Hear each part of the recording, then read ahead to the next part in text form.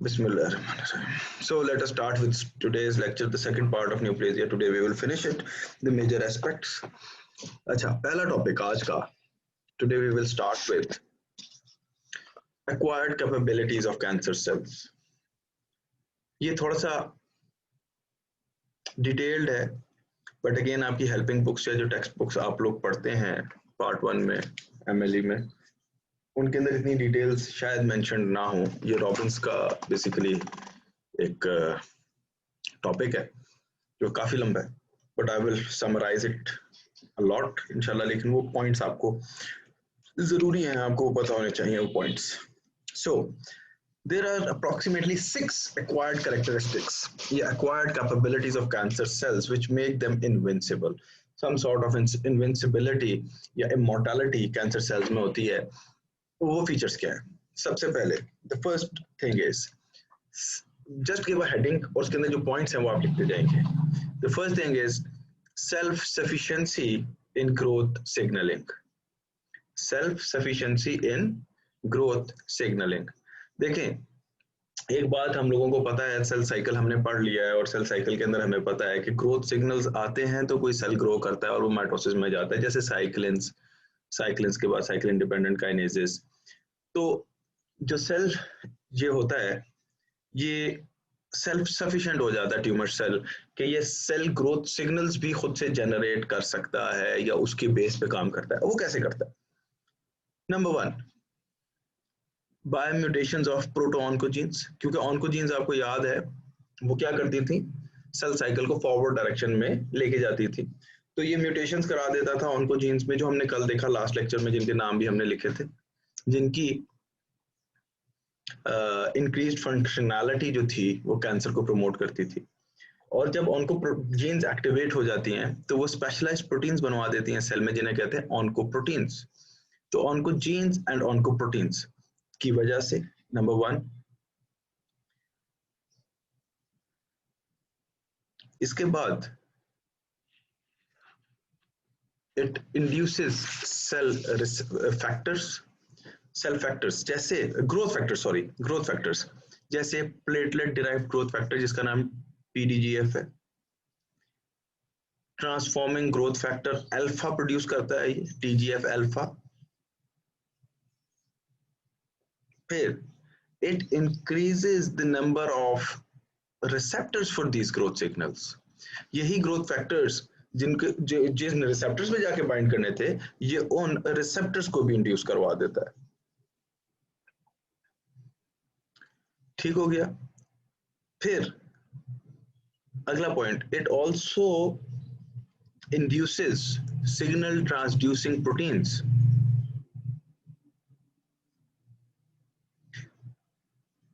और इसके अंदर जो प्रोटीन्स हैं ये और उन प्रोटीन्स की सिंथेसिस में जो जीन्स इन्वॉल्व हैं उनके 2 के नाम लिख लीजिएगा. एक RAS है, RAS, और एक ABL जीन है, RAS एंड ABL. ये सिग्नल ट्रांसड्यूसिंग प्रोटीन्स हैं जो सिग्नल्स को आके ट्रांसड्यूस करवाती हैं. तो ये इसको क्या करते हैं, इंक्रीज या डिक्रीज? इंक्रीज करेंगे ना, ट्रांसड्यूसिंग सिग्नल ट्रांसड्यूसिंग फैक्टर्स. फिर उसके बाद they also increase nuclear transcription factors. जो न्यूक्लियस के अंदर फैक्टर्स हैं जो ट्रांसक्रिप्शन करवाएंगे. ट्रांसक्रिप्शन क्या प्रोसेस था कि डीएनए से आरएनए बनाना, मैसेंजर आरएनए बनाना, और फिर वो मैसेंजर आरएनए से जो प्रोटीन बनती थी उसे हम ट्रांसलेशन कहते थे. तो ये एक्चुअली ट्रांसक्रिप्शन को भी इंक्रीज करवा देता है. फिर उसके बाद और ये इसकी एग्जांपल्स भी लिख लीजिएगा. एनमेक वो जो कल हमने देखी थी वो इसके अंदर एग्जांपल्स हैं.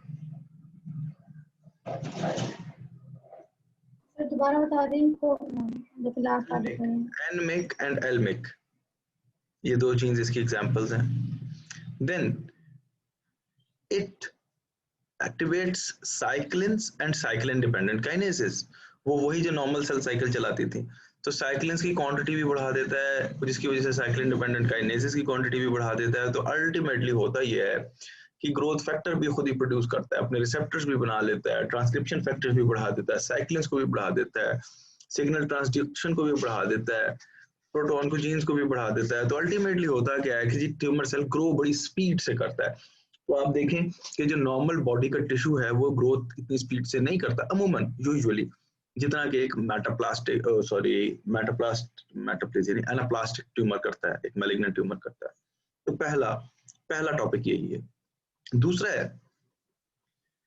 Insensitivity to growth inhibitory signals. अब देखो जब जहां पे ग्रोथ हो रही होती है तो बॉडी के रिफ्लेक्स पाथवेज चाहते हैं कि ग्रोथ इनहिबिट की जाए और इस जगह पे रोका जाए ताकि कि कोई चीज ऐसी ना हो जो कि गलत या एबनॉर्मल सेल माइटोसिस करके दो में डिवाइड हो जाए। तो उस चीज को रोकने के लिए हमारे पास ग्रोथ इनहिबिटरी सिग्नल्स होते हैं। अब उसमें से कौन कौन से ग्रोथ इनहिबिटरी सिग्नल्स हैं? Generally speaking growth inhibitory signals कौन से होंगे? ट्यूमर सप्रेसर जीन्स, बोलिए वही होने चाहिए ना।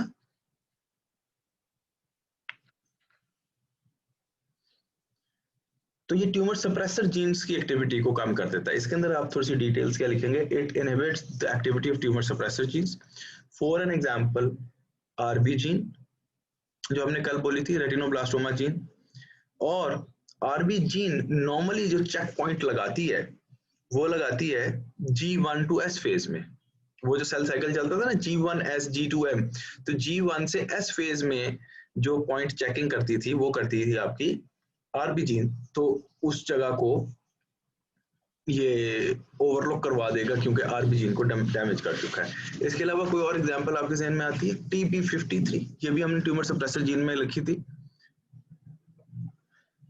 और TP53 को भी ये इनहिबिट करा देता है। और TP53 जहां सेल साइकिल को रोकती थी उसका एक और बहुत बड़ा फंक्शन था कि वो एपोप्टोसिस को भी इंड्यूस कर देती थी। तो ना ही सेल साइकिल रुकेगा ना ही एपोप्टोसिस होगी। दो चीजें मेजर लिखनी है आपने, बहुत ज्यादा डिटेल में नहीं जाना, काफी है, इससे ज्यादा ना जाए। Beta catenin pathway it will be too much for you. तीसरा फैक्टर, तीसरा तरीका, ये तीसरी एक्वायर्ड एबिलिटी कि how does a tumour cell evades off the check.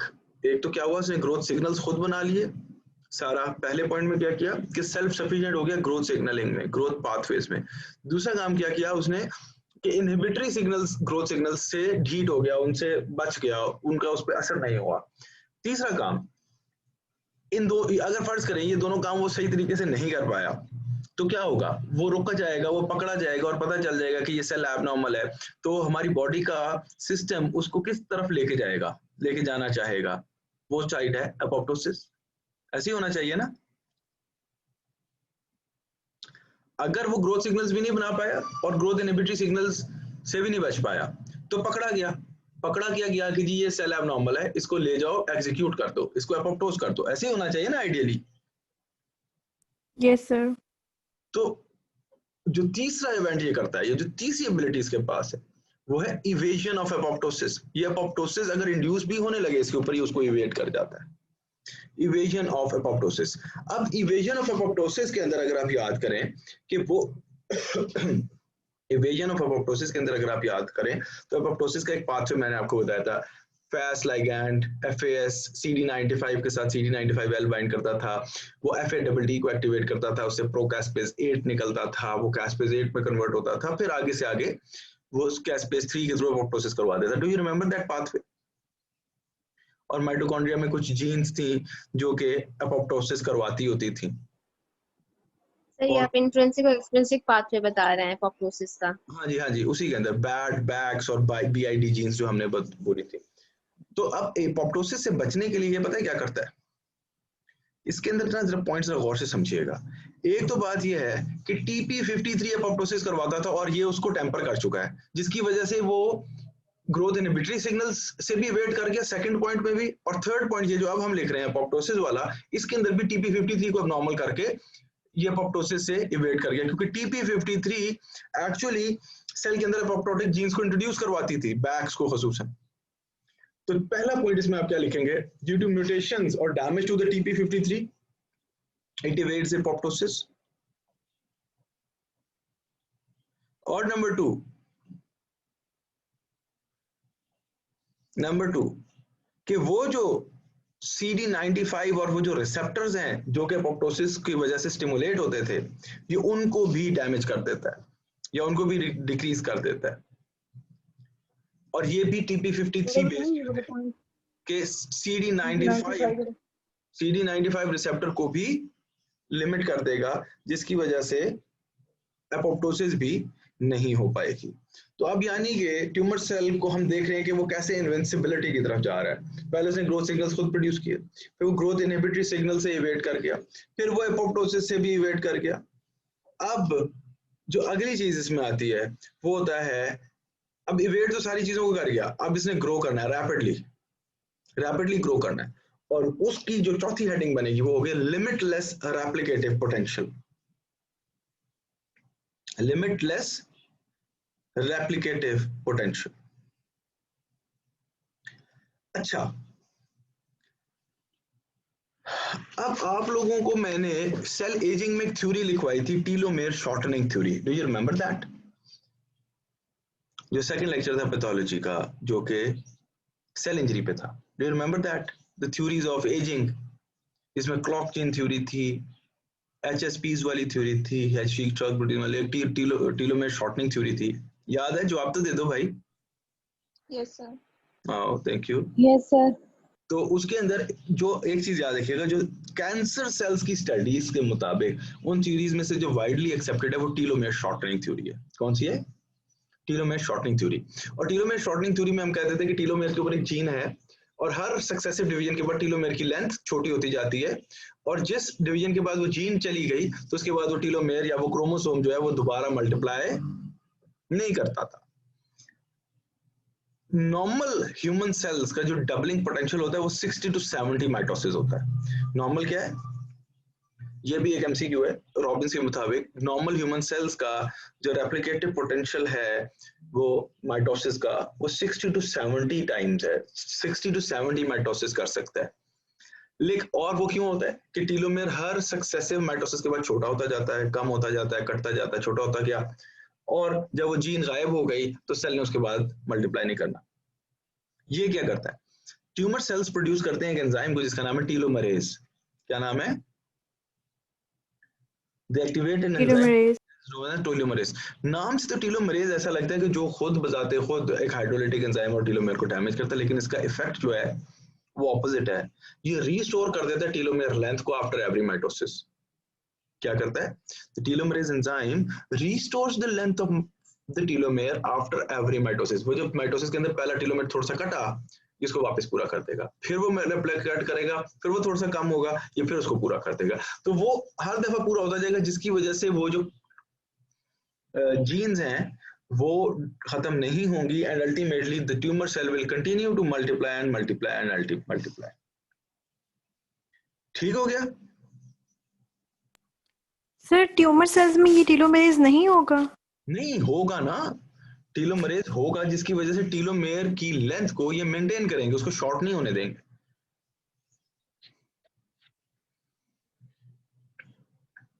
ठीक हो गया? और इसके अंदर भी RB जीन और TP53 जीन का रोल है। अब अगली चीज, 4 पॉइंट्स हो गए। अब देखो, हम अगेन वो सीक्वेंस बनाते हैं। पहले सीक्वेंस में क्या चीज आई कि खुद से ग्रोथ सिग्नल्स प्रोड्यूस किए, ग्रोथ रिसेप्टर्स बनाए। दूसरा, ग्रोथ इनहिबिशन को उसने इनहिबिट कर दिया, इवेट करके एपोप्टोसिस को, और रेप्लिकेटिव पोटेंशियल भी उसने अनलिमिटेड बना दिया। अब वो सेल का मैस जो छोटा सा था वो बड़ा सारा हो गया। शुरू में तो डिफ्यूजन से काम चलता रहा। आप लोगों में से किसी ने कैंसर्स की या ट्यूमर्स की सर्जरीज की है या देखी है? एटलीस्ट देखी या की है? की नहीं, चलो देखी है। सर देखिए। How do the patients of tumors bleed? More or less? Profusely bleed करते हैं। Profusely bleed करते हैं। प्रोफ्यूजली होती है उसकी ब्लीडिंग। Yes, और कोई भी ट्यूमर को अगर आप छेड़ रहे हो, ये उसके अंदर एक क्लिनिकल फाइंडिंग है ऑन द टेबल कि अगर वो ब्लीड ज्यादा कर रहा है, द चांसेस आर कि वो मैलिग्नेंट हो। हम जब मैस्टेक्टमी करते हैं तो बहुत ब्लड लॉस होता है, क्योंकि ब्रेस्ट टिश्यू को वो और ज्यादा, हालांकि फैट है, ब्रेस्ट टिश्यू फैट, उसको बहुत तेज ब्लड सप्लाई नहीं होती, लेकिन जब ट्यूमर को आप ऑपरेट करते हैं so it bleed so much, fibroadenoma जो बेनाइन ट्यूमर है, जो एनकैप्सुलेटेड होता है, उसको अगर हम रिमूव करते हैं, यकीन करें 2 to 3 ml ब्लड लॉस नहीं होता। लेकिन ब्रेस्ट कैंसर को जब हम रिमूव करते हैं तो there is lot of bleeding.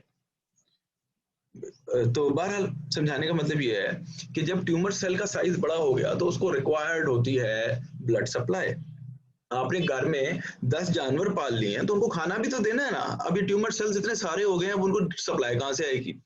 तो अगला क्वेश्चन मार्क ही आता है जिसको भी ये ट्यूमर सेल पूरा करता है। So this is the 5th point, और वो ये है कि development of sustained angiogenesis. Angiogenesis क्या होती है?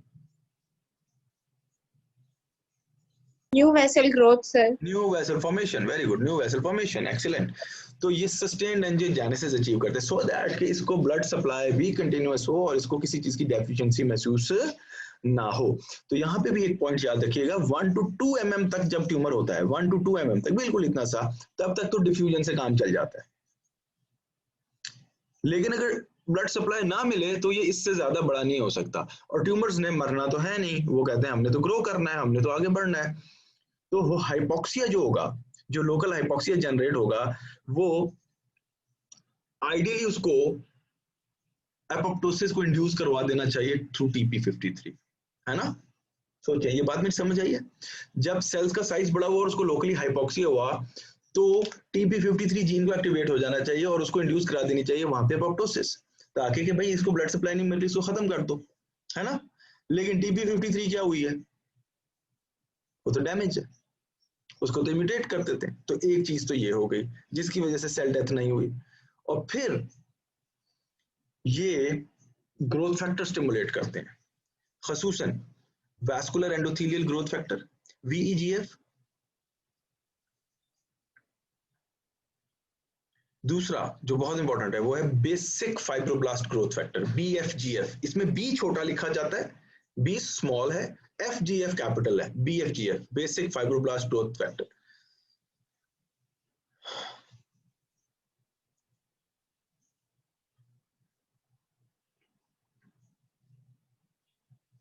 अब इससे क्या होगा?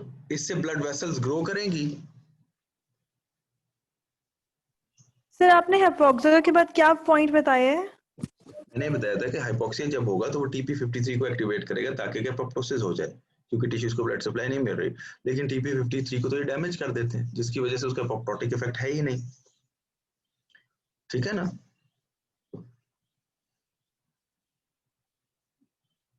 तो सर हाइपोक्सिया होने से वो सेल डेथ नहीं होगी? हाँ, तो वो TP53 अब नॉर्मल है ना, तो वो ज्यादा प्रोड्यूस। हाँ जी, एंजियोजेनेसिस करवाना शुरू कर देंगे ना। ओके। ठीक है। तो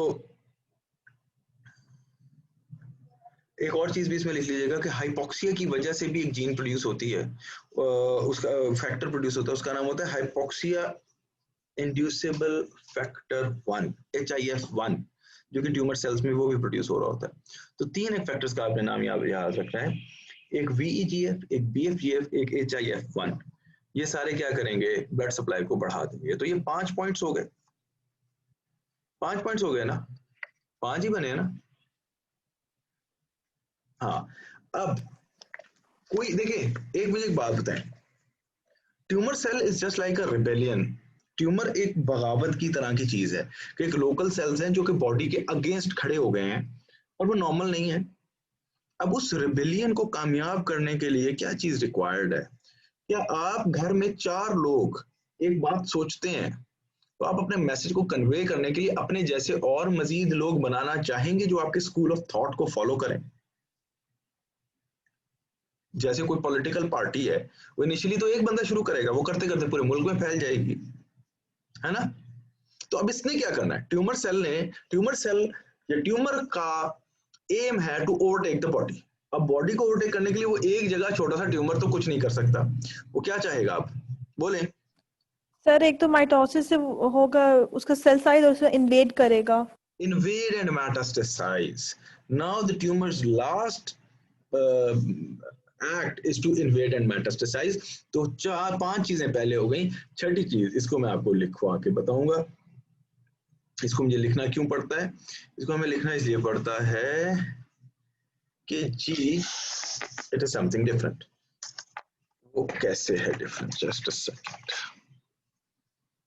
ओके, इसके लिए ना मैं एक फिगर बनाता हूँ। हम एक फिगर बना लेते हैं। फर्स्ट करें ये ट्यूमर है, ये बेसमेंट मेम्ब्रेन है। एक तो हम लोगों ने आज तक जो हिस्टो में डायग्राम्स बनाई, इवन मैंने भी जो आपको बना के दी, वो यूं ही होता है कि बेसमेंट मेम्ब्रेन पे सेल अटैच होता है, लेकिन actually it is not that simple. हम इसको ना थोड़ा सा, मैं आज आपको डिटेल में लेके जाता हूँ। एक सेल है, ये एक सेल, ये दूसरा सेल, ये तीसरा सेल। अब देखें मैंने गैप्स रखे हैं, सेल टू सेल भी गैप रखा है और सेल और बेसमेंट मेम्ब्रेन के दरमियान में भी गैप रखा है। ऐसे ही जो चीज, जो मॉलिक्यूल्स सेल को सेल के साथ अटैच रखते हैं उन्हें क्या कहते हैं? बोलिए, किसी को पता है?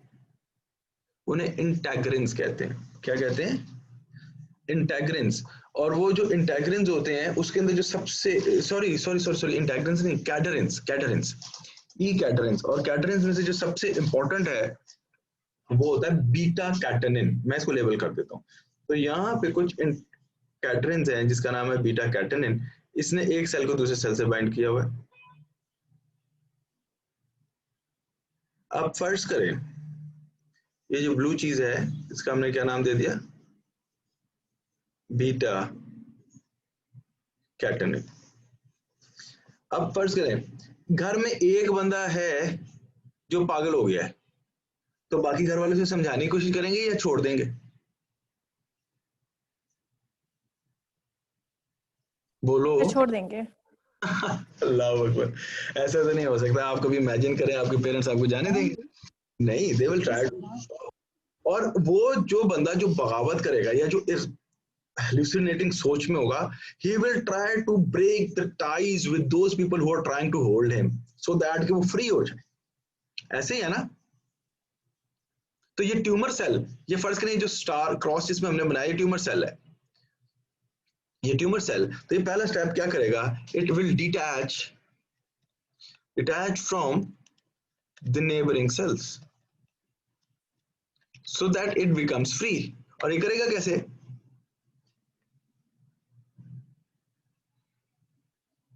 हाँ जी बताएं। by losing the function of E cadherins। E cadherin का फंक्शन लूज कर देगा by activation of a gene, by activation of a gene known as beta catenin। अब एक्चुअली ये जो हमने ब्लू चीजें बनाई थी इनका नाम क्या था? ये अब मैं कहता आपको लेबल कर देता हूँ। इसका नाम क्या था?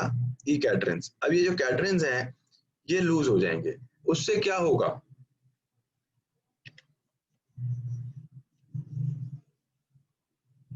ठीक है, अब इससे क्या होगा कि सेल अपने सराउंडिंग से आजाद हो गया, यानी कि माँ बाप से उसने अपने टाइज तोड़ दिया। माँ बाप को नहीं पता कि बच्चा क्या करने लगा।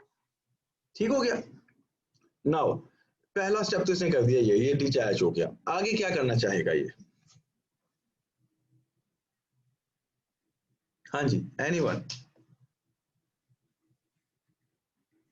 कोई आइडिया नहीं? अच्छा, इसे इन्वेड किस तरफ करना है?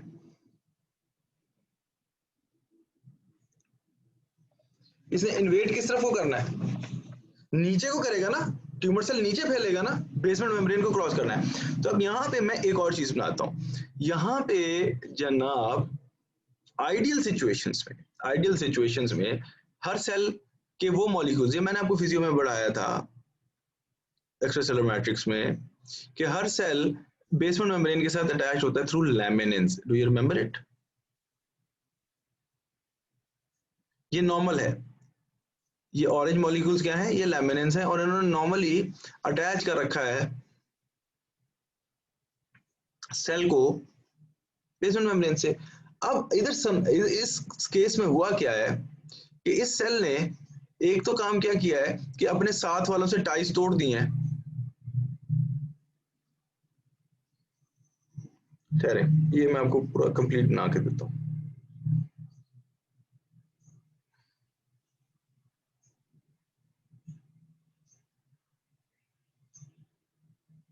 जब ये साथ वालों से टाइज तोड़ेगा ना, तो ये दूसरा काम ये करेगा कि ये लैमिनिन्स ओवर प्रोड्यूस करके बेसमेंट मेम्ब्रेन के साथ ज्यादा अटैच हो जाएगा। जो बाकी सेल्स हैं वो अपनी जगह पे ही पड़े हुए हैं, जो बाकी सेल्स हैं वो अपनी जगह पे ही पड़े हुए हैं साइडों वाले। इसने क्या किया है कि ये अपने पूरे इर्द गिर्द लैमिनिन्स को इंड्यूस करवा लेगा। क्या कर लेगा? लैमिनिन्स को इंड्यूस करेगा, जिसकी वजह से ये स्ट्रांगली अडेयर हो जाएगा बेसमेंट मेम्ब्रेन के साथ। यहां पे भी लैमिनिन आ जाएगा, यहां पे भी लैमिनिन आ जाएंगे इसके। तो अगर आप नोटिस करें तो ये कर क्या रहा है एक्चुअली, बेसमेंट मेम्ब्रेन के साथ स्ट्रांगली अडेयर हो रहा है, क्योंकि इसने नीचे घुसना है ताकि यहां से आगे जा सके। तो जो नंबर 2 पॉइंट है, ये जो ऑरेंज में हमने चीज बनाई, इनका क्या नाम है? लैमिनिन्स। तो इसके अंदर आप इसको हेडिंग क्या दे सकते हैं, क्या कह सकते हैं कि जी attachment of the tumour cells to the basement membrane by लैमिनिन्स।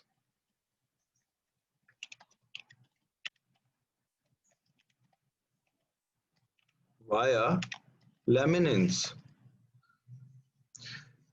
उनको ओवर प्रोड्यूस करता है और अपनी चारों तरफ ले आता है। ठीक होगी बात, समझ आ गई यहां तक? लैमिनिन्स बन गए। अब क्या करेगा? शाबाश, सोचिए। इसने इन्वेड करना है, असल गेम इसने नीचे जाना है। तो अब जो नंबर 3 पे ये काम करेगा, it will produce an enzyme. वो कौन से होंगे? अच्छा, बेसमेंट मेम्ब्रेन में कोलेजन कौन सा होता है? चलिए ये तो बता दें। 4 टाइप 4 होता है। तो मेजरली अब इसे क्या करना है? Degradation of the basement membrane by type 4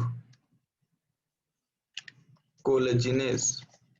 type 4 collagenase enzyme को प्रोड्यूस करेगा, जिसकी वजह से ये नीचे वाली बेसमेंट मेम्ब्रेन को क्या कर देगा? तोड़ देगा। और अब इस कंडीशन में आके हम यूं कर सकते हैं कि ये जो बच्चों सेल है ये तकरीबन फ्री हो गया है। अब ये यहां पे से आके क्या तोड़ दी? Basement membrane. Now it is free to move. और 4th स्टेप में क्या करेगा बताएं? 4th स्टेप में इसका एम आगे जाना था ना, तो ये आगे चल पड़ेगा। So at the 4th step it will move. और उस मूवमेंट को क्या कहना चाहिए हमें? माइग्रेशन, क्योंकि कीमोटैक्सिस का वर्ड इन्फ्लेमेशन में यूज होता है। इसको हम क्या कहेंगे? Migration. Now the cell migrates deep. और साथ साथ ये याद रखिएगा, ये माइटोसिस करता रहेगा 1 से 2, 2 से 3, और ये यूं नीचे फैलते जाएंगे। समझ आया है अब आपको कि ये 3 ब्लॉक्स थे, साइडों वाले सेल्स ने उसको पकड़ा हुआ था, पहले उनसे हाथ छुड़वाए, फिर नीचे अटैच हुआ, नीचे अटैच होने के बाद नीचे वाली मेम्ब्रेन तोड़ी और फिर आगे मूव कर गया। तो एक्चुअली हुआ क्या? इन्वेड कर गया। हाँ जी, शाबाश। और migration it is under influence of what? किसी के इन्फ्लुएंस में होनी चाहिए। हाँ जी,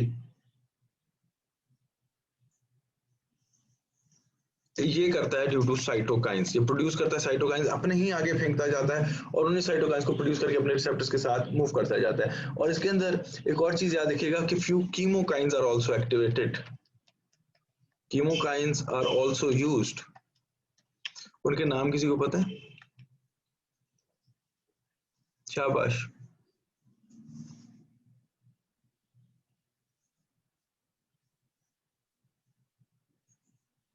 हाँ जी, इसके अंदर 2 नाम आते हैं। CCL21 था और एक है CXCL12।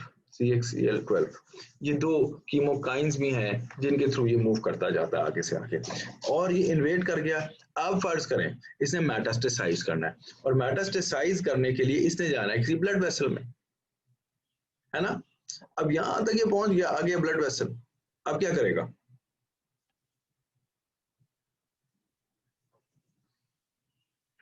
बताइए क्या करना चाहिए इसको। अब ये ट्यूमर सेल मूव कर कर आके यहां पे पहुंच गया, अब क्या करेगा, लैमिनिन्स के थ्रू बेसमेंट मेम्ब्रेन पे अटैच होगा, होना चाहिए। अब यहाँ पे आके पहले लैमिनिन्स प्रोड्यूस कराएगा, बेसमेंट मेम्ब्रेन पे अटैच होगा, फिर डाइफॉर कोलेजनेज रिलीज करवाएगा, इस बेसमेंट मेम्ब्रेन को तोड़ेगा, जब वो टूट जाएगी फिर ये मूव करके अंदर घुस जाएगा और ये ब्लड के साथ फिरता जाएगा, जहां जाएगा वहां से ब्लड वेसल से वापस निकलना हो तो अगेन क्या करेगा, लैमिनिन्स के थ्रू अटैच होकर डाइफॉर कोलेजनेज प्रोड्यूस करेगा, वहां जाके निकल जाएगा। तो अल्टीमेटली ये पूरी बॉडी में ये सेल्स फैलना शुरू हो जाएंगे। तो इन्वेजन एंड मेटास्टेसिस बुक में जो लिखा हुआ है it is almost the same, बस वो सीक्वेंस ऑफ इवेंट उल्टे कर लेता है, पहले अपनी बेसमेंट मेम्ब्रेन को तोड़ के जब ब्लड की तरफ आता है तो उसकी भी ब्लड बेसमेंट मेम्ब्रेन को तोड़ के ये ब्लड वेसल में घुस जाएगा। समझ आइए बात की, any confusion? No? Should I proceed now? Should I proceed? हाँ जी, anyone? No. चले. So now we start the next topic, which is known as carcinogens. Carcinogens. Carcinogens क्या होते हैं? Those factors or those substances which cause या which result in a cancer. है ना? कोई पता है आप लोगों को नाम carcinogens कौन कौन से होते हैं? The carcinogens are of 3 types. Can any one of you tell me the types of carcinogens? शाबाश। सर कैंसर कीमोथेरेपी से होता है, रेडिएशन शाबाश, ओके। और फैमिलियल भी हो सकते हैं, लेकिन जो वो जीन्स वगैरह होती है। वो कार्सिनोजन नहीं कहलाएंगे। कार्सिनोजेंस बेसिकली 3 टाइप्स के होते हैं। First is chemical, number 2 is famous, the most famous radiations, Hiroshima, Nagasaki, X-ray, CT scan, radiations, sunburns. Number 3, microorganisms. अब जो केमिकल है ना, इसको मैं आगे लिख लूं, they are further of 2 types. किसी को पता है केमिकल की कौन कौन सी टाइप्स हैं? शाबाश। Anyone? Direct and indirect acting. Direct acting and indirect acting, यहाँ पे याद रखिएगा, यहाँ पे एक बात याद रखिएगा कि जो डायरेक्ट एक्टिंग है, इनडायरेक्ट एक्टिंग, जो डायरेक्ट एक्टिंग है बच्चों, they do not require any conversion to become active, वो खुद से कैंसरस हैं, ठीक है। जो डायरेक्ट एक्टिंग होते हैं वो खुद से कैंसरस होते हैं, और इनडायरेक्ट एक्टिंग जो होते हैं वो क्या कह सकते हैं कि they need metabolic conversion to become active, और उनकी कुछ प्रोडक्ट्स होती हैं जो कि कैंसर इंड्यूस करती हैं, ठीक है। और जो डायरेक्ट एक्टिंग है वो फ्यू हैं, चंद एक हैं, और जो इनडायरेक्ट एक्टिंग है वो मल्टीपल हैं, बहुत सारे। और जो इनडायरेक्ट एक्टिंग होते हैं, एक और चीज याद रखिएगा, इनडायरेक्ट एक्टिंग को एक और नाम देते हैं, किसी को पता है? Pro carcinogens. ऐसा केमिकल कार्सिनोजन जो इनडायरेक्ट एक्टिंग है और उसको एक्टिवेशन चाहिए टू बिकम प्री कैंसरस, उसे हम क्या कहते हैं? Pro carcinogen. और जब वो प्रो कार्सिनोजन मेटाबॉलिकली एक्टिव हो जाता है और कैंसर कॉजिंग एबिलिटी गेन कर जाता है तो उसे कहते हैं ultimate carcinogen. Will you remember it? Pro carcinogen वो है जो इनडायरेक्ट एक्टिंग है, और जब वो डायरेक्ट में कन्वर्ट हो गया या एक्टिव हो गया उसे हम क्या कहेंगे? बोलिए। Ultimate carcinogen. ठीक हो गया।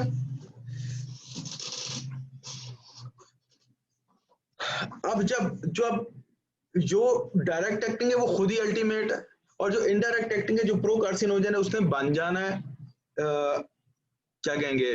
Ultimate carcinogen. तो अल्टीमेट कार्सिनोजन जब केमिकल वाला बन जाएगा तो वो क्या करेगा? देखें, ये पॉइंट्स लिखिएगा, ये मैं केमिकल को एक्सप्लेन कर रहा हूँ, रेडिएशन और माइक्रो ऑर्गेनिजम्स पे नहीं हूं।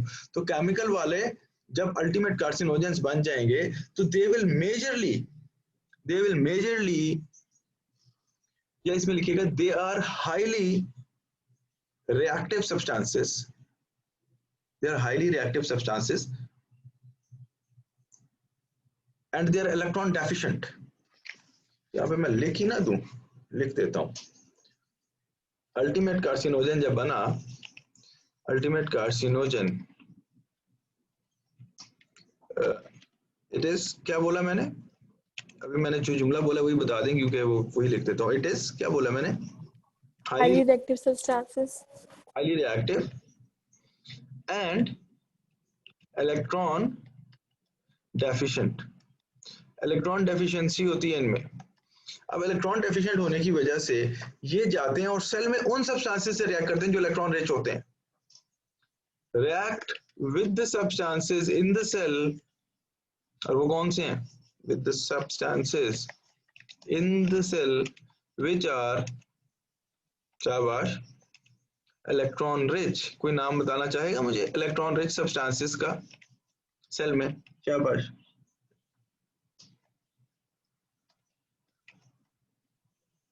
नहीं, ये होना चाहिए, ये होना चाहिए। आरएनए, प्रोटीन्स, डीएनए, ये उनके साथ अटैच करेंगे, उनके साथ बाइंड करेंगे और उन्हें डैमेज कर देंगे। ठीक है, ये एक बात समझ आ गई।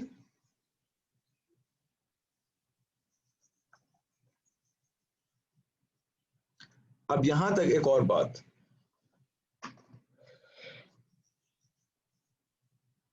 अगली बात, अगला वर्ड लिखिएगा कि एक और वर्ड यूज होता है यहाँ पे, उसे कहते हैं promoters. What do you know about promoters?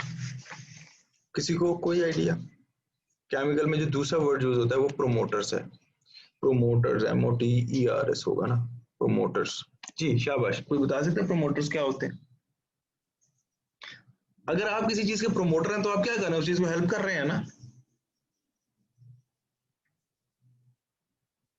कि a few substances may promote the activity of these pro-carcinogens or ultimate carcinogens, उन substances को क्या कहते हैं? promoters.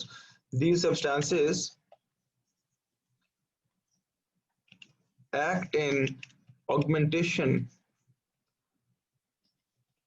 with the carcinogens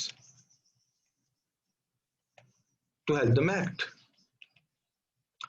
them act as a carcinogen. समझ आई बात? अगर मैं आपको पढ़ा रहा हूँ और आपकी पढ़ाई में हेल्प कर रहा हूँ तो मैं आपको प्रमोटर हूँ पढ़ाई के लिए। सिंपल है ना। तो जो प्रोमोटिंग एजेंट्स होते हैं, जो प्रोमोटर्स होते हैं, वो कार्सिनोजेनिक एजेंट्स को हेल्प करते हैं आगे काम करने के लिए।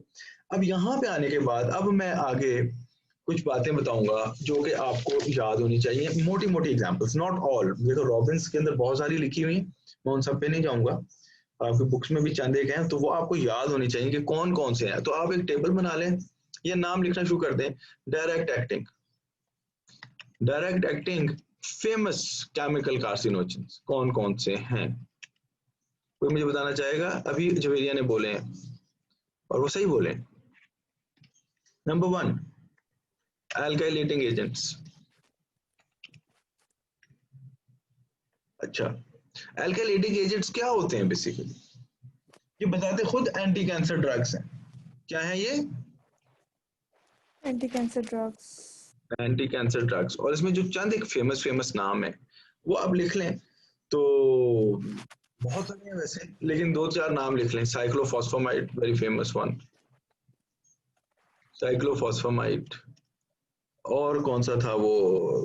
क्लोराम्ब्यूसिल, सी से ही था, क्लोराम्ब्यूसिल। और एक और नाम लिख लें, वो था इसका वो जो ग्रुप है, नाइट्रोयूरियास, नाइट्रोसूरियास। तो ये नाइट्रोसो होता है, बल्कि वो भी आता है इधर, नाइट्रोसोयूरियास। तो ये हो गए एल्काइलेटिंग एजेंट्स। डायरेक्ट एक्टिंग में नंबर 2 पे है एसाइटाइलेटिंग एजेंट्स। ये थोड़ा सा रट्टे वाली चीज है, बल्कि एसिटाइलेटिंग नहीं होता, एसाइलेटिंग है, सॉरी, एसाइलेटिंग एजेंट्स। एसाइलेटिंग एजेंट्स, इसमें 2 नाम आप याद रखिएगा। एक तो है डायमेथाइल कार्बामाइल क्लोराइड। कौन सी है? डायमेथाइल कार्बामाइल क्लोराइड, और दूसरी है 1 एसिटाइल इमिडाजोल। एसिटाइल इमिडाजोल काफी है, एसिटाइल इमिडाजोल। सो ये दो नाम आपने याद रखने। तो ये तो हो गए डायरेक्ट एक्टिंग। डायरेक्ट एक्टिंग में यही है जो मैंने आपसे कहा था कि फ्यू है। अगले हैं इनडायरेक्ट एक्टिंग, जिनको एक्टिवेशन चाहिए, जिनको जो कि प्रो कैंसरस हैं, जिनको अल्टीमेट कैंसरस बनने के लिए कुछ एक्टिवेशन चाहिए। अब इसके अंदर बहुत सारे नाम हैं, बहुत सारे नाम है। आई विल नॉट राइट, मैं आप लोगों को बोल देता हूँ, आप लोग खुद ऐड करते जाएं। It will take a lot of time कि मैं यहाँ पे टाइप करूँ। पहले लिख लें प्लांट प्रोडक्ट्स, नेचुरल प्रोडक्ट्स। इनके अंदर पहली कौन सी आ गई, मैं सब हेडिंग्स दे देता हूँ। नेचुरल प्रोडक्ट्स जो कि प्लांट्स यूजुअली प्लांट्स के साथ एसोसिएटेड है या फंगस के साथ। बीटल नट्स, बीटल नट्स क्या होते हैं, पान, छालिया। Aflatoxin B1, you know about what is aflatoxin? Aflatoxin का पता है क्या होता है? फंजाई से सर ये एस्परजिलस, बेसिकली एक फंगस है एस्परजिलस, वो प्रोड्यूस करता है एफ्लाटॉक्सिन। ग्राइजियोफल्विन, ग्राइजियोफल्विन, और ग्राइजियोफल्विन बेसिकली एंटी फंगल ड्रग है, ठीक है ना, लेकिन ये खुद भी एक फंगस से ड्राइव होती थी। वो पेनिसिलियम पता नहीं उसका पूरा नाम, ग्राइजियोफल्वम करके कुछ था। तो ये भी फंगल ओरिजिनेटिंग चीज है, खुद भी एंटी फंगल भी है लेकिन फंगल प्रोडक्ट भी है। तो ये दो तीन चीज नाम है जो आपको याद रखने चाहिए इधर। इसके बाद आप आ जाएं, अगली हेडिंग दे दें एरोमेटिक अमाइंस। कौन सी? Aromatic amines. एरोमेटिक सब्सटेंसेस क्या होते हैं?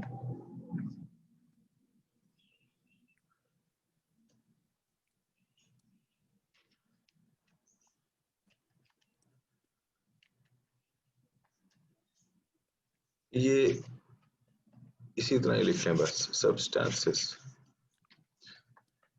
Aromatic amines, amides and azo substances, azo drugs या एजो डाइज भी कहते हैं, डाइज भी होती हैं इनमें काफी सारे। इसके अंदर दो चार नाम लिखिएगा। 2 नेफ्थैलेमीन, नेफ्थैलेमीन 2 नेफ्थैलेमीन, जिसे बीटा नेफ्थैलेमीन भी कहते हैं, ये जो फिनाइल में होती है। फिर 2 अमाइनो एसाइल फ्लोरीन, नहीं ये नाम नहीं था, ठहरे। 2 एसिटाइल अमाइनोफ्लोरीन, 2 एसिटाइल अमाइनोफ्लोरीन। पहली है 2 नेफ्थाइलामीन, दूसरी है 2 एसिटाइल अमाइनोफ्लोरीन, और तीसरे नंबर पे लिखिएगा dimethyl amino benzene, dimethyl amino benzene. तो ये तीन नाम हैं जो इसमें आते हैं। फिर इसके बाद एरोमेटिक हाइड्रोकार्बन्स। ये चंद एक नाम ना आपको पता होने चाहिए, क्योंकि ये बहुत अजीब सवाल बना लेते हैं कई दफा, तो आपसे पूछ लेते हैं। इसके अंदर बेंज़ाएंथ्रासीन, बेंज़ोएंथ्रासीन भी कहते हैं, बेंज़ाएंथ्रासीन या बेंज़ाएंथ्रासीन। Benzopyrene, बेंज़ाएंथ्रासीन, benzopyrene.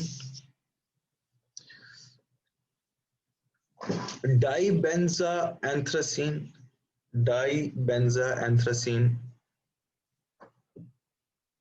और काफी हैं, इतने याद रखें। तो ये तीन ग्रुप्स हैं जो बहुत फेमस हैं। और फिर जो उसमें बुक्स में लिखा हुआ है वो मिसलेनियस करके लिखा हुआ है या अदर्स में लिखा हुआ है, जो किसी कैटेगरी में फॉल नहीं करते। इसके अंदर आसान नाम है arsenic, asbestos, arsenic, asbestos. Insecticides, yes, insecticides, वो वाला vinyl chloride.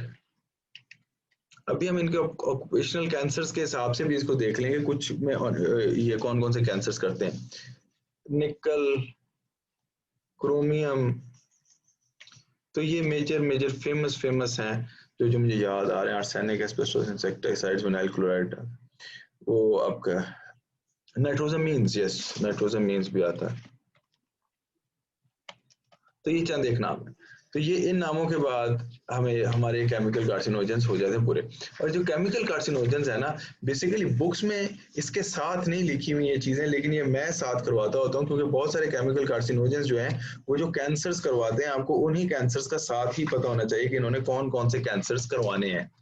So it gives bit ease कि आप जब ये टॉपिक पढ़ें तो साथ ही आप उनके कैंसर्स भी देख लें। So now you may make a table, एक छोटा सा टेबल बना लें जिसके अंदर मैं मेजर नाम बता दूंगा ड्रग्स के और उनके साथ एसोसिएटेड कैंसर्स बता दूंगा आप लोगों को।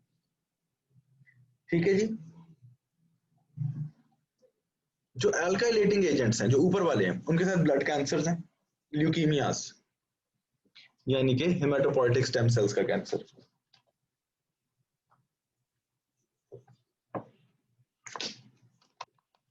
फिर आर्सेनिक, जल्दी जल्दी लिखते जाएं, बस वो एक लिस्ट बना लें। आर्सेनिक के साथ lung, skin and haemangiosarcoma, angiosarcoma sorry.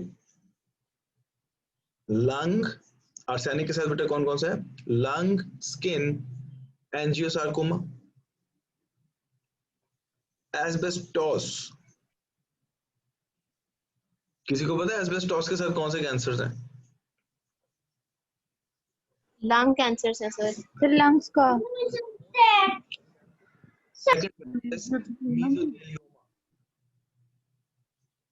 Lung cancer and then mesothelioma. लेकिन वन बेस्ट ब्रोंकोजेनिक कार्सिनोमा जो कि लंग्स का है, ठीक है ना। पहले जो मैं आपको अक्सर ये बात कहता होता हूँ कि जो लफ्ज मैं पहले बोलता हूँ वो मेरी आदत बन चुकी है पढ़ा पढ़ा के, वो प्राइम इंपॉर्टेंस का होता है, तो वन बेस्ट वही होगा। तो उसके बाद benzene, benzene is again very famous. Benzene से कौन सा कैंसर होता है? Leukaemias, lymphoma.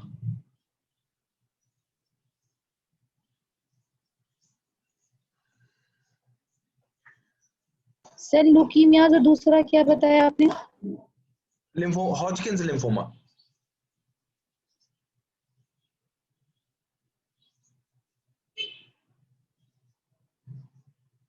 ये जो एफ्लाटॉक्सिन बोला है हमने, एफ्लाटॉक्सिन B1 नेचुरल प्रोडक्ट्स में, इससे लिवर कैंसर होता है।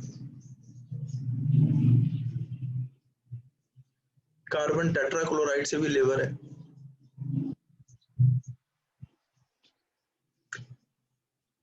कार्बन टेट्राक्लोराइड से भी लिवर है। प्रोस्टेटिक किससे होता था बोला? चलो मैंने बोल ही दिया।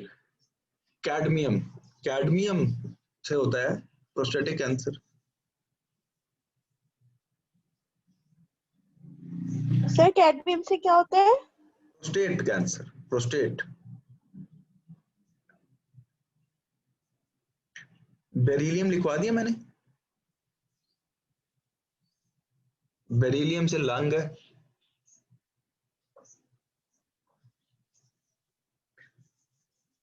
अच्छा, इथाइलिन ऑक्साइड से ल्यूकीमिया है।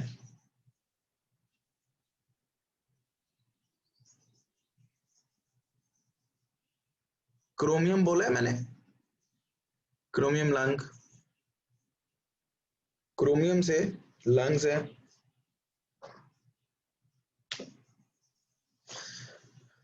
क्रोमियम से लंग है, बेरिलियम से लंग था, रेडॉन से लंग है, रेडॉन।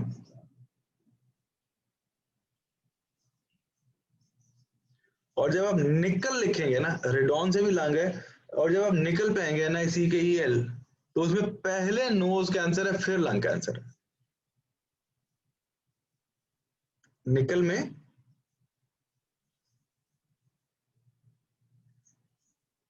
ये कहाँ होगा? पहला नोज है फिर लंग है। क्रोमियम बोला है मैंने, यस सर। विनाइल क्लोराइड, नहीं विनाइल नहीं बोला। विनाइल क्लोराइड पहले नंबर पे लंग, दूसरे नंबर पे एंजियोसार्कोमा।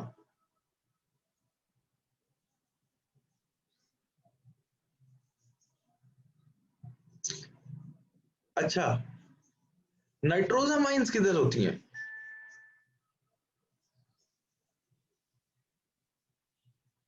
नाइट्रोजामाइंस की सोर्स क्या है पता है आपको? ये जो लोग स्मोक्ड फूड खाते हैं, स्मोक्ड फूड क्या होता है? Sir Barbecue. बारबेक्यू और sajji. Knew the answer, no it's not barbecue और सजी। क्यों पेट में दर्द करवाते हो यार?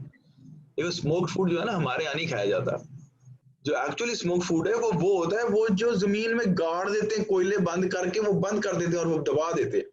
ये पाकिस्तान में रेयर है, ज्यादा नहीं खाया जाता। ये बलोचिस्तान वाली साइड पे लोग कुछ करते हैं एक्चुअली ना, ये जापान और उस साइड वाली कंट्रीज में खाते हैं। आपने पढ़े थे, याद करें अगर आप लोगों ने सर्जरी फाइनल ईयर की याद हो तो, स्टमक कैंसर की क्लासिफिकेशन थी जापानीज क्लासिफिकेशन, याद है?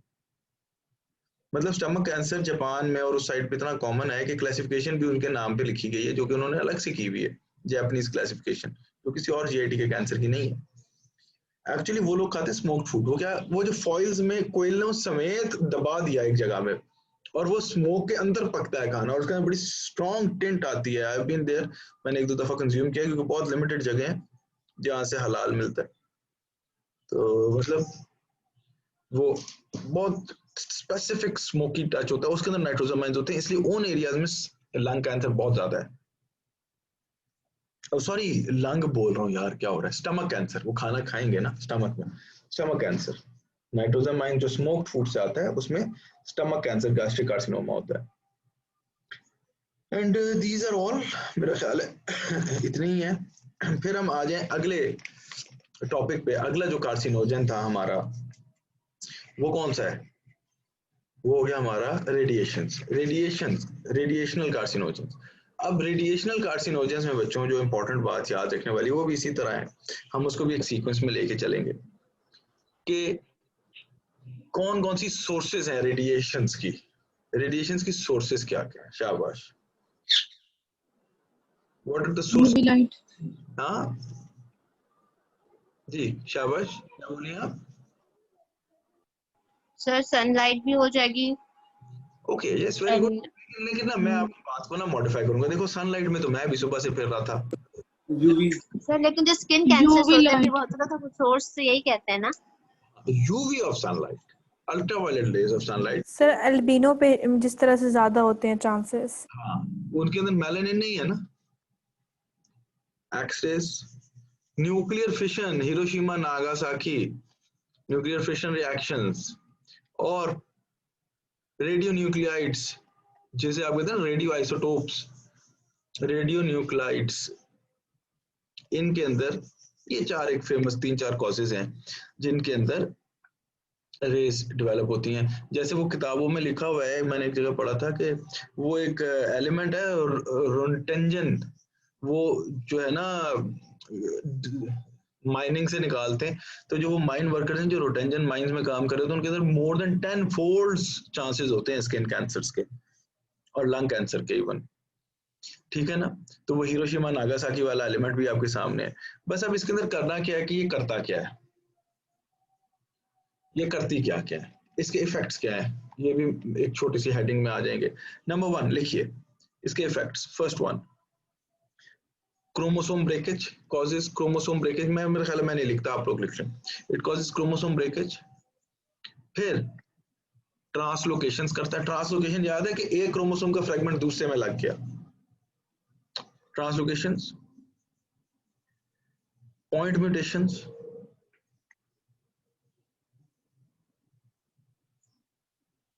और आपसे कोई सवाल पूछे कि मोस्ट कॉमन वे या मोस्ट इंपॉर्टेंट वे जिसके थ्रू रेडिएशनल कार्सिनोजेंस एक्ट करते हैं, तो आपका आंसर इन सारी बातों में से कोई भी नहीं होगा। आपका आंसर होगा वो डबल स्ट्रैंड डीएनए ब्रेकेज। ये डबल स्ट्रैंड डीएनए को भी खोल देते हैं क्योंकि बुक ने अलग से लिखा है, स्टिल रिमेंबर रॉबिन्स में एक जुमला अलग से लिखा हुआ है कि double strand breakage is thought to be the most important single most factor जिसकी वजह से रेडिएशन कैंसर्स कॉज करवाती हैं। एग्जैक्ट वर्ड्स नहीं मुझे याद, लेकिन उसका मफहूम या उसका कंटेक्स्ट यही है। ठीक हो गया? तो ये जीनोमिक इनस्टेबिलिटी की हो गई ना।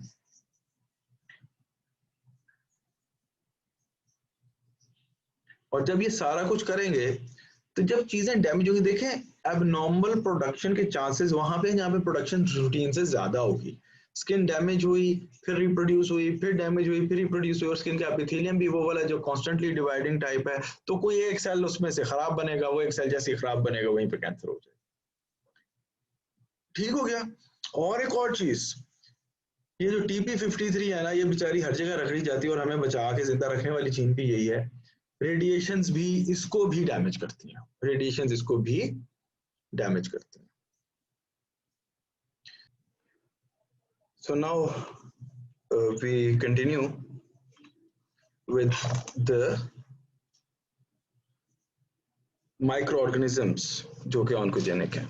अब इसमें याद रखिएगा पहली बात कि एक ही पैरासाइट है जो कि कैंसर्स कॉज करवाता है और एसोसिएशन उसकी कैंसर्स के साथ, और एक ही जो है आपका बैक्टीरिया है जो कि करवाता है कैंसर। अलबत्ता वायरसेस बहुत सारे। तो अब हम जल्दी जल्दी से लिख लेते हैं उनके नाम और जो मैकेनिज्म वो क्या करते हैं। अब देखें, सबसे पहला है human T cell leukaemia virus. Human T cell leukaemia virus HTLV1, ये कौन से कैंसर्स करवाता है बताइए? शाबाश।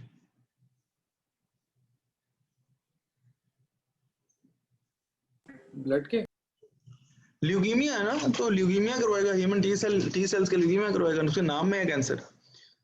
अच्छा, और ये एक प्रोटो ऑन्कोजीन है जिसे एक्टिवेट करता है, और उसका नाम है tax gene, TAX।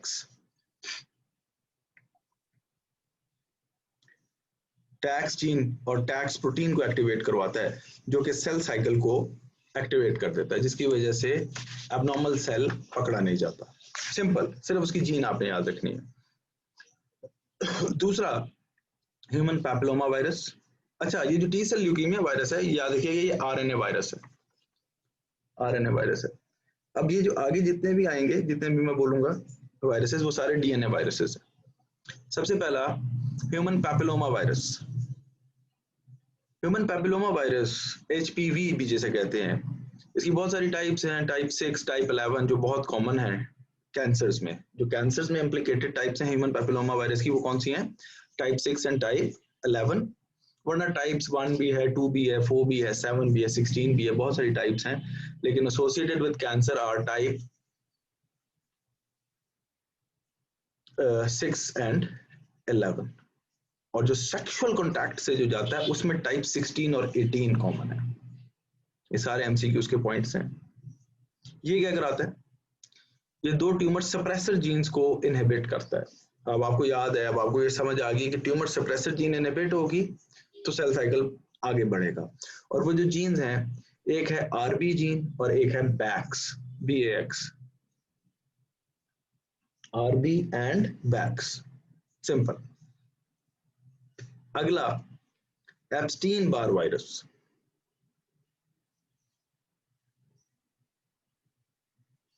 Epstein Barr virus EBV, ये कुछ कैंसर्स करवाता है, जिसमें पहला है बर्कीज लिम्फोमा, बर्किट भी कहते हैं, बर्किट लिम्फोमा।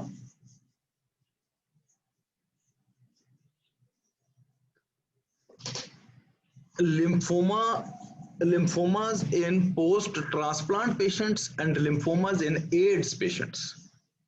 एक बर्किट, फिर lymphomas in post transplant patients जिनकी ट्रांसप्लांट हुई होती है उनके अंदर, और जिनको HIV होता है उनके अंदर। और ये दो जीन्स को एक्टिवेट करता है, एक BCL2 जो कि प्रोटो ऑन्कोजीन होगी, BCL2, और एक MYC myc gene, myc oncogene को एक्टिवेट करता है। दो जीन्स है इसके साथ एसोसिएटेड, BCL2 एंड MYC, जो कि दोनों प्रोटो ऑन्कोजीन्स है और उन दोनों को पोटेंशिएट करेगा ताकि कैंसर हो जाए। Now the third one, DNA viruses में बहुत फेमस, किसी का नाम आता है ज़हन में? Hepatitis B virus, HBV। ये कौन सा कैंसर कराता है? Hepatocellular cancer. Hepatocellular carcinoma, yes very good.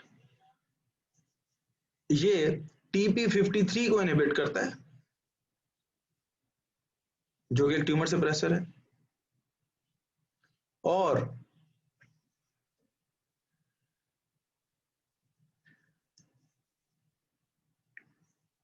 Tax gene को, TAX, जो कि ट्यूमर सप्रेसर है, जो कि प्रोटॉन को जीन है, टैक्स जीन को एक्टिवेट करता है। इसके दो मैकेनिज्म्स हैं। अच्छा वो मैं भूल गया, human papilloma virus, cancer of the penis, clitoris and even cervix. Penis, clitoris and even cervix का कैंसर करवाता है। ये तो हो गए कैंसर्स वायरसेस वाले। फिर एक बैक्टीरिया, उस बैक्टीरिया दोबारा बता दें। Human papilloma virus penile cancer करता है, क्लाइटोरिस का कैंसर करता है और सर्वाइकल कैंसर करता है।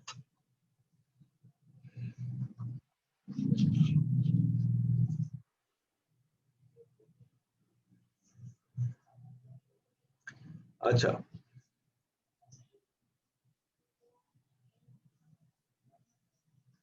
अब अगला वो है बैक्टीरिया। एक ही बैक्टीरिया जो किसी कैंसर के साथ एसोसिएटेड है, कोई मुझे नाम बताना चाहेगा उसका?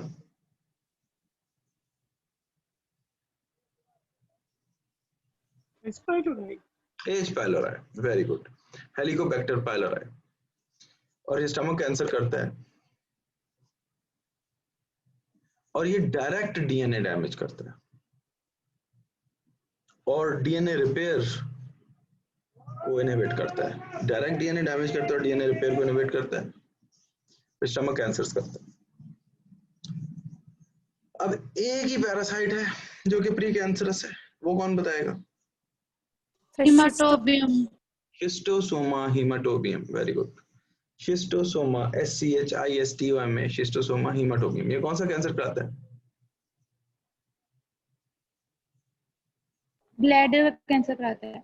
ब्लैडर कार्सिनोमा, यूरिनरी ब्लैडर का कैंसर करवाता है, और इसके अंदर जो मैकेनिज्म है, ये एक प्रोटॉन को जीन को एक्टिवेट करता है, उसका नाम है RAS जीन को एक्टिवेट कर देता है ये। ठीक है जी, तो ये हो गए मेजर फेमस कैंसर्स जो कि एसोसिएटेड हैं। Now we move to the next topic, वो है डायग्नोस्टिक्स। कैंसर को डायग्नोज कैसे करना है? कैसे डायग्नोज करना चाहेंगे कैंसर को?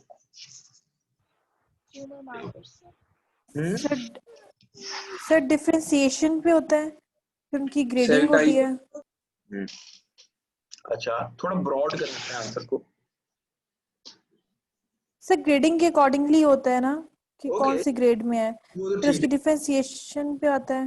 वो तो ठीक हो गया, वो तो बायोप्सी की फाइंडिंग्स आ गई ना, वो हम आखिर में देखेंगे, वो हम आखिर में देखेंगे। लेकिन उससे पहले एक पेशेंट है, हमें सस्पिशन है कि भाई उसे कैंसर है, तो हम कुछ टेस्ट करना चाहेंगे, इन्वेस्टिगेशंस करना चाहेंगे, है ना?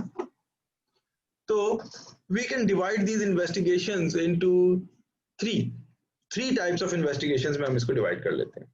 जैसे देखें, मैं आपको बताता हूँ किस किस में डिवाइड करते हैं। एक हो सकते हैं ब्लड टेस्ट, जिसमें ट्यूमर मार्कर्स देखेंगे, प्रोस्टेट स्पेसिफिक एंटीजन, या CA199, CA125, बहुत सारे हैं। एक तो ये हो सकते हैं ब्लड टेस्ट। दूसरे हो सकती है रेडियोलॉजिकल इन्वेस्टिगेशंस, जो कि इमेजिंग टेक्निक्स हैं, x-ray, CT scan, ultrasound, mammography. फिर आ सकती है टिश्यू स्पेसिमेन बायोप्सीज, जिसके अंदर FNAC भी आ सकती है, जो सेल साइटोलॉजी देखती है। फिर बायोप्सीज की काफी सारी टाइप्स हैं, तो इसको हम डिवाइड कर देते हैं 3 टाइप्स में, कि हम किस तरीके से किसी भी पेशेंट में कैंसर को आइडेंटिफाई कर सकते हैं। So the first thing is blood test. Blood test में जो चीज हम देखते हैं वो है ट्यूमर मार्कर्स। अब याद रखिएगा, ये बहुत ज्यादा स्पेसिफिक नहीं होते, लेकिन कुछ एक बहुत स्पेसिफिक भी हैं। तो मैं कोशिश करूंगा मैं आपको सारे बता दूं। सबसे पहला जो ट्यूमर मार्कर जो बहुत फेमस है, वो है PSA। PSA का मतलब पता है आप लोगों को? फिर prostate specific antigen. Excellent, prostate specific antigen. Prostate specific antigen किस कंडीशन में होगा? सर BPH अगर मैलिग्नेंट हो जाए विद एडवांसिंग ऑफ एज, शाबाश, अगर होता है प्रोस्टेट कैंसर में बेसिकली होता है। Very good. प्रोस्टेट के अंदर दो कंडीशंस हैं जिसमें ट्यूमर लाइक सिचुएशन होती है, एक है बिनाइन प्रोस्टेटिक हाइपरप्लेसिया, एक है प्रोस्टेटिक कार्सिनोमा। अब इसके अंदर मैं आपको दो बातें बता दूं जो आपको काम आएंगी। जो प्रोस्टेट ग्लैंड है ना, वो ब्लैडर के बिल्कुल नीचे लगा हुआ है और ब्लैडर से निकल रहा है यूरेथ्रा, और यूरेथ्रा दरमियान में से गुजरा होता है। तो जब प्रोस्टेट का साइज बड़ा होता है तो वो इस यूरेथ्रा को कंप्रेस कर देता है, जिसकी वजह से यूरिनरी कंप्लेंट्स आती हैं, पेशेंट को यूरिनरी सिम्टम्स आते हैं, डिफिकल्ट इन वॉइडिंग होती है। इवन स्वेयर केसेस में ये इतना ज्यादा कंप्रेस कर देता है कि यूरिनरी रिटेंशन होना शुरू हो जाती है। याद रखिएगा ये मेरी बात बड़े गौर से, ये मैंने कल भी आपको बोली थी। बिनाइन प्रोस्टेटिक हाइपरप्लेसिया में भी पीएसए बड़ा होता है, प्रोस्टेटिक कैंसर में भी बड़ा होता है, बट द डिफरेंस इज कि बिनाइन में थोड़ा माइल्ड इंक्रीज है, कैंसर में स्वेयर इंक्रीज है। एक फर्क।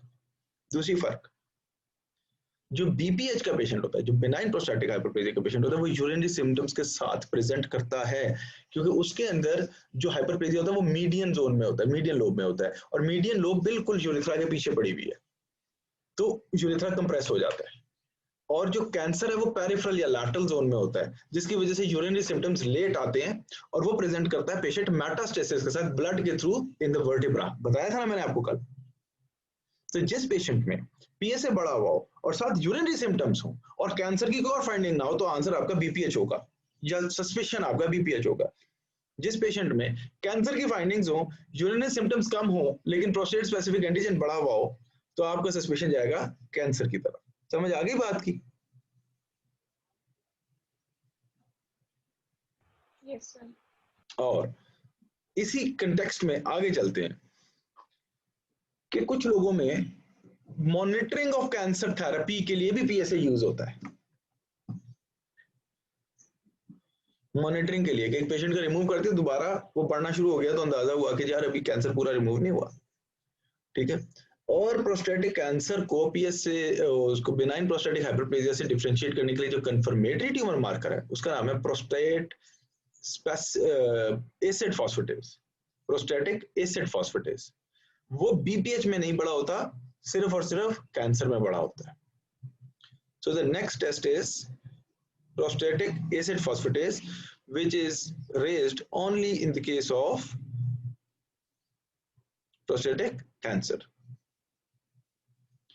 Now the next one, alpha fetoprotein.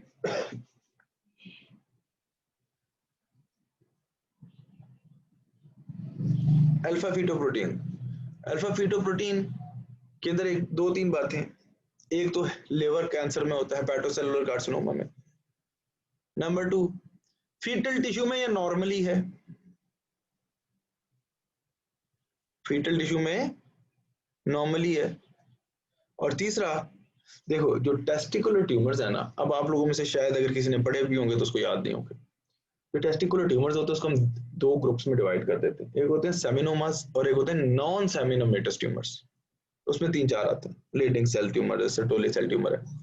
तो चीज याद रखिएगा कि जो non seminomatous germ cell tumours है ना, जो सेमिनोमा के अलावा है, उनके अंदर अल्फा फीटोप्रोटीन बढ़ता है। Non seminomatous germ cell tumours जो मेल्स में टेस्टिस में होगा, फीमेल में ओवरीज में हो सकता है। इसके बाद very famous beta HCG, beta human chorionic gonadotrophin, ये किस कंडीशन में बड़ा होता है? सर प्लेसेंटल के ट्यूमर्स में। वेरी गुड, प्लेसेंटल ट्यूमर्स में। प्लेसेंटल ट्यूमर्स मैंने आपको कल मोल में, वेरी गुड, मैंने प्लेसेंटल ट्यूमर्स आपको कल 2 बताए थे, बेनाइन था हाइड्रेटिफॉर्म मोल, मैलिग्नेंट था कोरियोकार्सिनोमा, ये दोनों में बड़ा होता है। अब एक फीमेल पेशेंट है जिसके ब्लड में इसकी क्वांटिटी बढ़ी हुई है, तो मैं उसको किस लाइन पे डायग्नोस करूंगा? मैं उसे क्या कहूंगा कि तुम्हें हाइड्रेटिफॉर्म मोल है या कोरियोकार्सिनोमा है, क्या कहूंगा?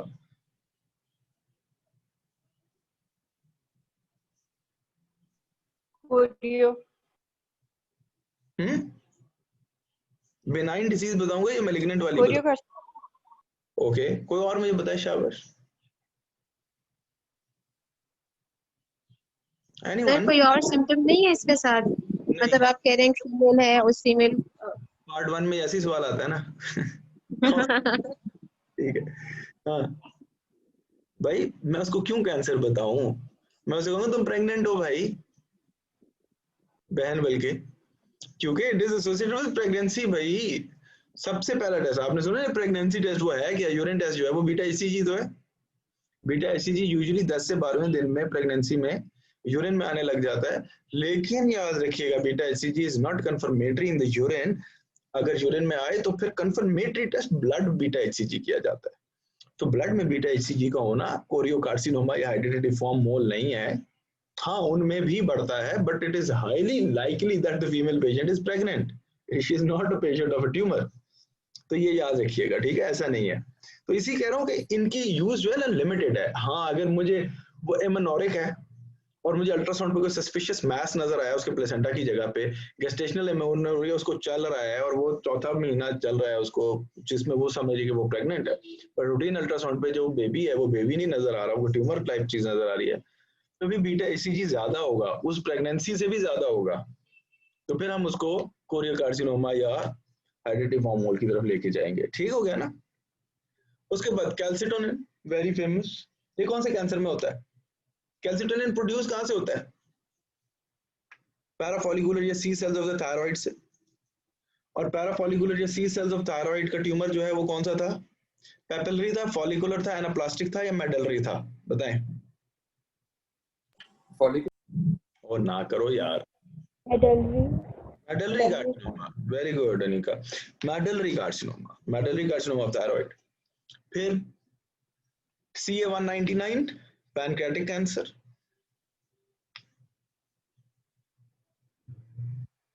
फिर alkaline phosphatase.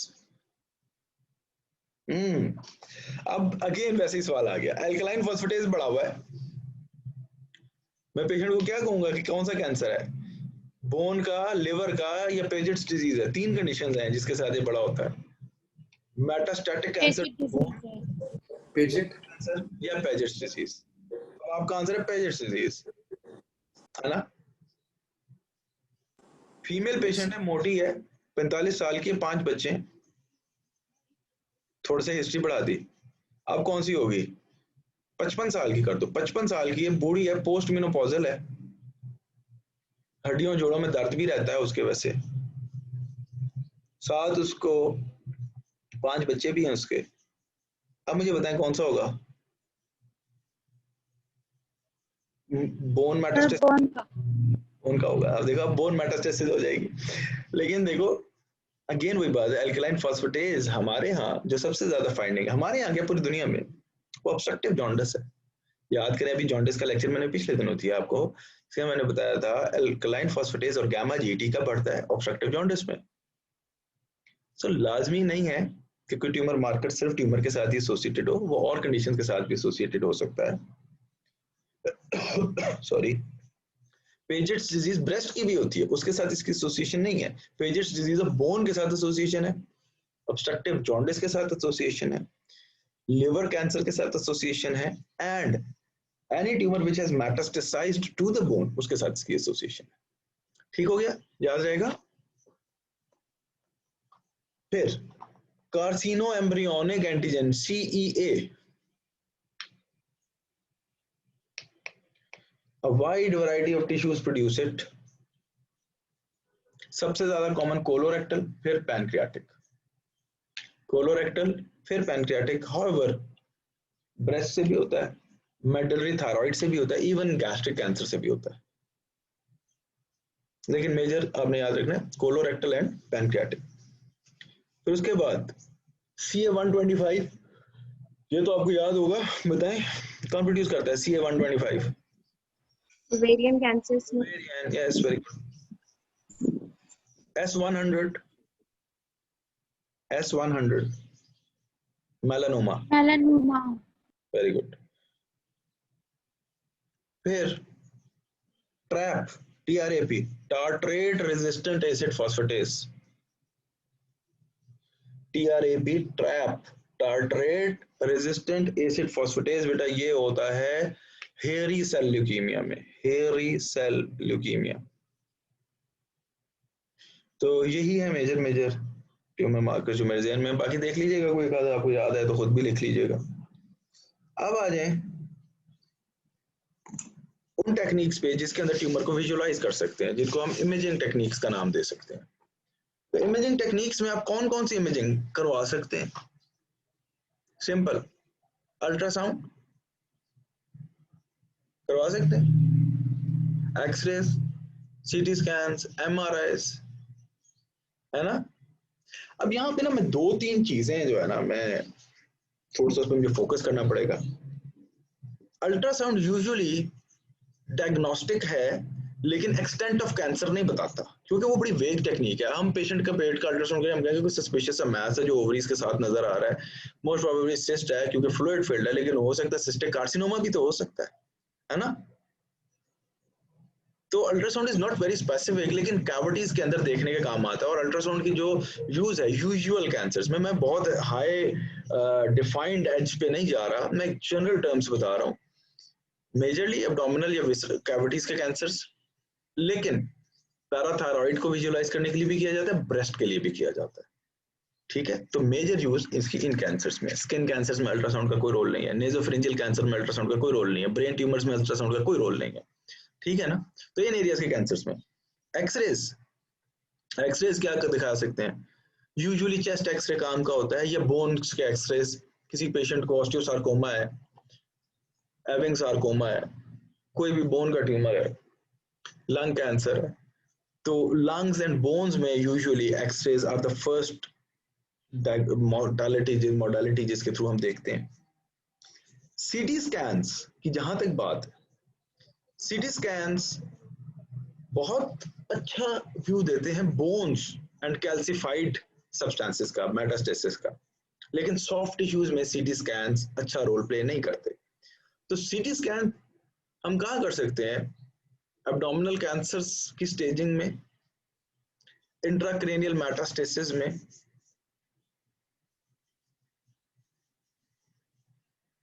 MRI, MRI usually abdominal cavities का भी किया जाता है, थोरैसिक एब्डोमिनल भी होता है, लेकिन जो मेजर इसका यूज कह लें वो spinal cord and vertebral column है, vertebral column and spinal cord, उसमें एमआरआई का बहुत अच्छा रिजल्ट है।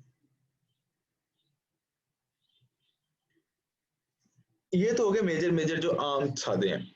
फिर एक बंदे को कैविटी का ट्यूमर है, मैं सस्पेक्ट कर रहा हूँ उसको इसोफेजियल कार्सिनोमा है, अल्ट्रासाउंड भी हो सकता है, एक्सरे भी हो सकता है, लेकिन एक्सरे पे नजर नहीं आएगी क्योंकि सॉफ्ट टिश्यू है।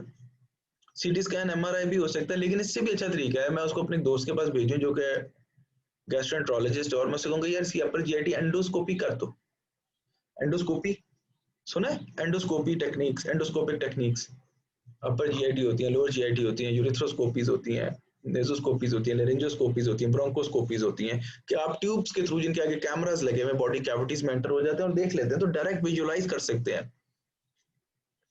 इन्हें आप क्या कहेंगे? एंडोस्कोपिक। तो ल्यूमिनल ट्यूमर्स जो कैविटीज के अंदर हैं, इसोफेगस, स्टमक में, इवन ड्यूडेनम में, हम एंडोस्कोपिक टेक्निक से भी कर सकते हैं। और इस एंडोस्कोपी का एक फायदा है, वो फायदा कौन बताएगा? क्या फायदा हो सकता है इसका? इसका फायदा ये कि बायोप्सी ली जा सकती है मौके पे वहीं से, एंडोस्कोपिक बायोप्सी भी तो ली जा सकती है ना। इसके बाद एक चीज जो मैं ऐड करूंगा वो है मैमोग्राफी। अव्वल तो ये देखें, ये मैं कोई हाईली डिफाइंड नहीं पढ़ा रहा, ये मैं जनरल एस्पेक्ट्स बता रहा हूँ।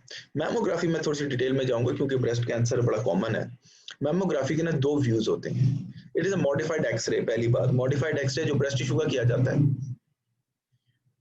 इसके 2 व्यूज हैं। क्रेनियोकॉर्डल, क्रेनियोकॉर्डल ऊपर से नीचे, और मीडियो लैटरल ऑब्लिक, एमएलओ लिखते हैं, मीडियो लैटरल ऑब्लिक, यहां से यूं ऑब्लिक व्यू 45।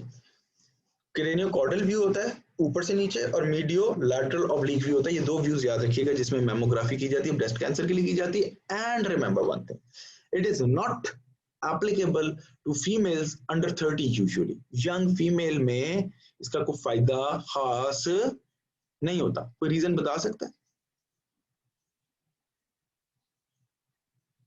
इतना तो पढ़ते हो यार किताबें, कोई बता दो थोड़ा सा।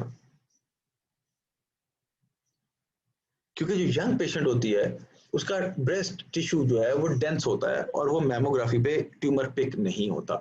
जैसे जैसे एज बढ़ती जाती है मैमोग्राफी की स्पेसिफिसिटी और सेंसिटिविटी बढ़ती जाती है। ठीक है, समझ आ गई बात? ये भी बात याद रखिएगा। अब उसके बाद आ जाए माइक्रोस्कोपिक टेक्निक्स। माइक्रोस्कोपी पे आप टिश्यू सैंपल लेंगे या सेल सैंपल लेंगे, उसके अंदर सबसे पहला FNAC, fine needle aspiration cytology. जैसे मैं कल आपको बता रहा था कि हेपेटिक कैंसर की एफएनएसी नहीं करते कि वो सीड कर जाता है, लेकिन कोई ऐसा कैंसर जो बिल्कुल स्किन के करीब पड़ा हो, जैसे थायराइड का कोई ट्यूमर है, उसमें एफएनएसी की जा सकती है। या एक ऐसी चीज है जो कि बहुत ज्यादा चांसेस है, हमें अंदाजा है कि ये होती ही बिनाइन है यहाँ पे, तो ये बिनाइन है उसकी कर सकते हैं। एफएनएसी का मतलब क्या होता है? Fine needle aspiration cytology.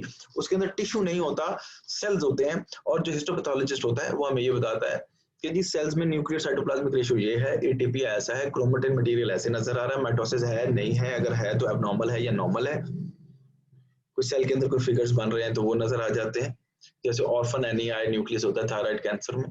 तो इस तरह की चीजें हैं जो सेलुलर लेवल पे वो आइडेंटिफाई करके हमें बता देता है, जिससे हमारा सस्पिशन कंफर्मेशन की तरफ चला जाता है। ठीक है, तो ये भी डायग्नोस्टिक परफेक्ट नहीं है लेकिन ये क्लू जरूर देती है। उसके बाद फिर हम जाते हैं बायोप्सीज पे। अब बायोप्सीज जो है ना बेटा, वो भी 3-4 किस्मों की ही मैं आपको बताऊंगा, सिर्फ याद रखिएगा। एक होती है true cut biopsy. True cut needle देखी आप लोगों ने कभी की है?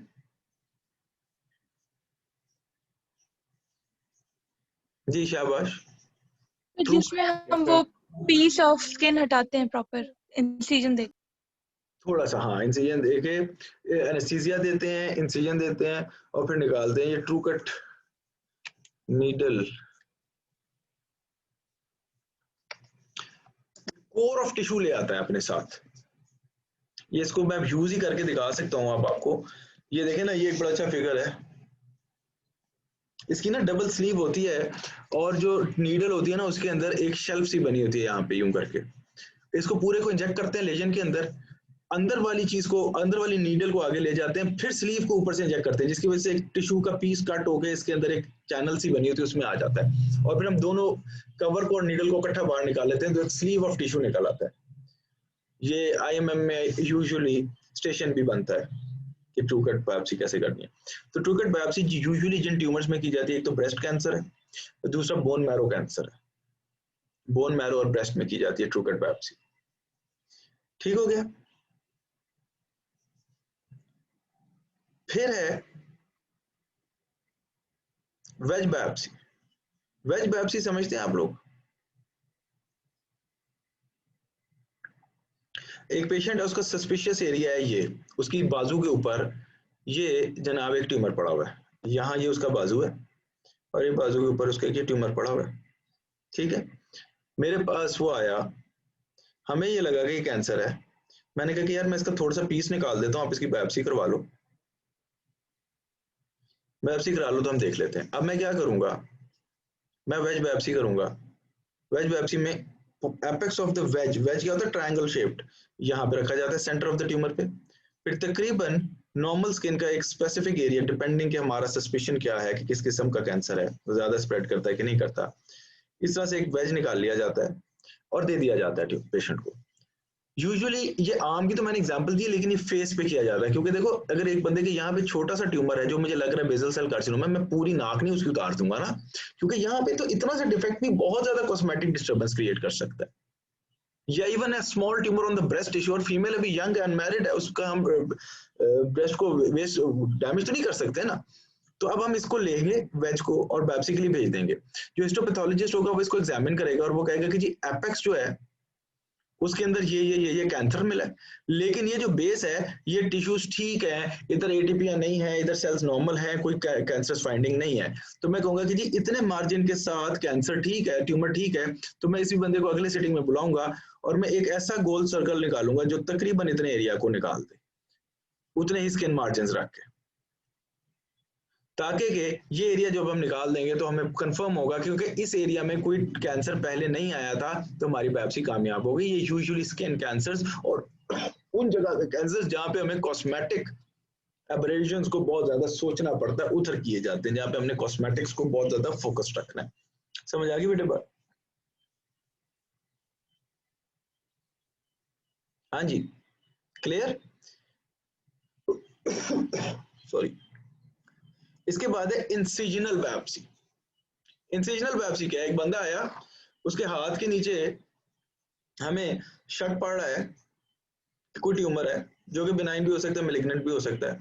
मैंने इंसिजन दिया और वो ट्यूमर निकाल लिया।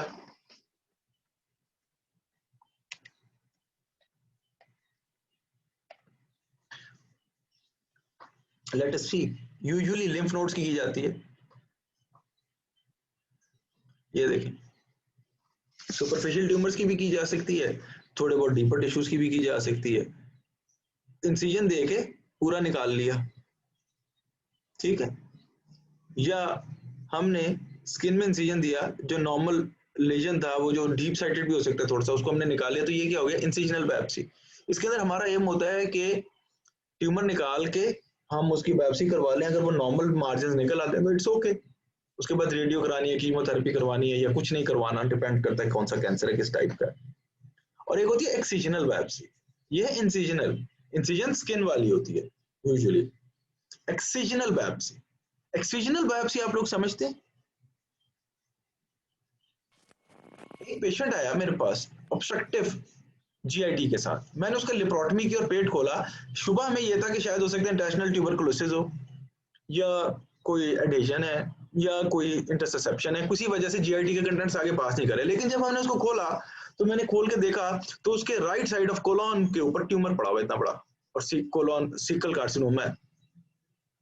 अब मैं उसकी बायोप्सी लूं या उसको पूरा को निकालूं, क्योंकि उसकी पैथोलॉजी भी चल रही है उसके साथ, उसको इंटेस्टाइनल ऑब्स्ट्रक्शन हुई हुई है, उसके फूड कंटेंट्स आगे पास नहीं कर रहे।